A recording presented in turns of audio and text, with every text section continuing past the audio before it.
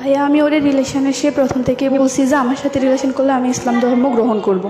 এটা বলে রিলেশন শুরু করছি, কিন্তু সব কিছু ঠিক ছিল, হঠাৎ সে এমন বিহেভ করতেছে। আমি ধর্ম চেঞ্জ করলো, এটা তার কোনো কিছু আসেও না যায়ও না। আমি কয়েকদিন আগে বাড়ি ছেড়ে চলে আসছি, বাড়ি ছেড়ে চলে ওটা একটা শহরে চলে আসছি। আমি ওরে বলছি যে আমি কি করব, আমার কিছু তো একটা করো। ওর ডিরেক্ট কথা, আমি কি করব ভাইয়া আমারে বলেন না, আমি কি করব? আমি কি অন্য কাউকে বিয়ে করা উচিত?